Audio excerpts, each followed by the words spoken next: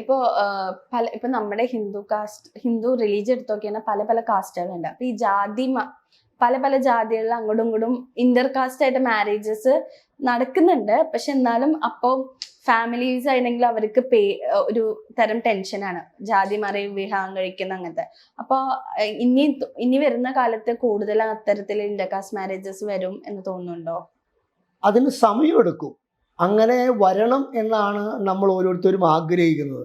ഇവിടെ ജാതിക്ക് അതീതമായി എല്ലാവരും പരസ്പരം സമന്വയിച്ചുകൊണ്ട് ആലോചിച്ചുകൊണ്ട് മിശ്ര വിവാഹങ്ങൾ, അതല്ലെങ്കിൽ ഇതിലുള്ള ആളുകൾ അല്ലാതെ എല്ലാ ജാതിയിലും പെട്ടവർ പരസ്പരം ആലോചിച്ചുറപ്പിച്ച് വിവാഹങ്ങൾ നടക്കണം.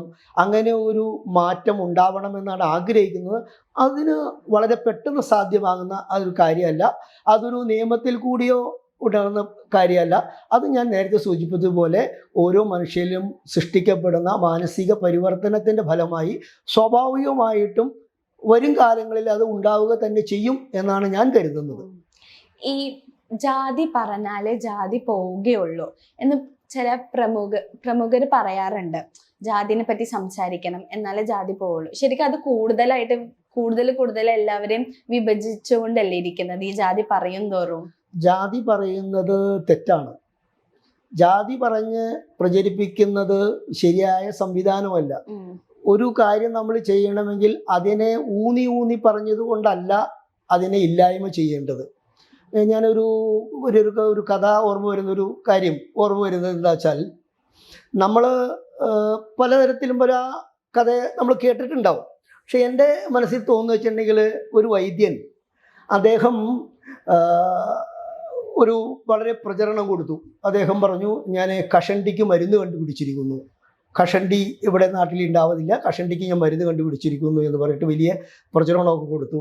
ധാരാളം ആളുകൾ അദ്ദേഹത്തെ കാണാൻ ചെന്നു. കഷണ്ടിക്ക് മരുന്നിന് വേണ്ടിയിട്ട് അദ്ദേഹത്തെ ചെന്നു. അദ്ദേഹം അവിടെ ചെന്നപ്പോൾ അദ്ദേഹം തയ്യാറാക്കിയ ഒരു മരുന്ന് ഇവർക്ക് കൊടുക്കുകയുണ്ടായി. വന്നവർക്ക് എല്ലാവരും കൊടുത്തു. അദ്ദേഹം അങ്ങനെ വലിയ സമ്പന്നനും വലിയ പ്രചാരമുള്ള ഒരാളായിട്ട് മാറി.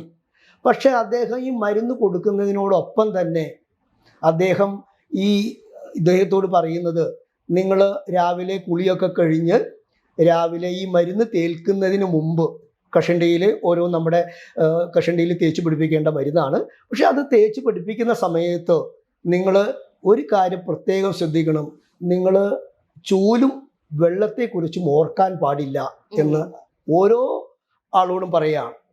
സ്വാഭാവികമായിട്ടും അങ്ങനെ പറയുമ്പോൾ രാവിലെ കുളിയൊക്കെ കഴിഞ്ഞ് രാവിലെ ഈ മരുന്ന് തേക്കുന്ന കഷണ്ടിക്കാരൻ എന്താ ചിന്തിക്കുക?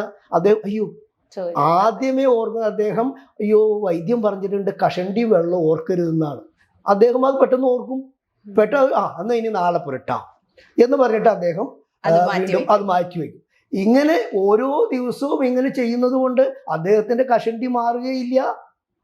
അപ്പോൾ അത് പറയാതിരിക്കുക എന്നുള്ളതാണ് ഏറ്റവും അനിവാര്യമായിട്ടുള്ള കാര്യം എന്നാണ് നമ്മൾ ശ്രദ്ധിക്കേണ്ടത്.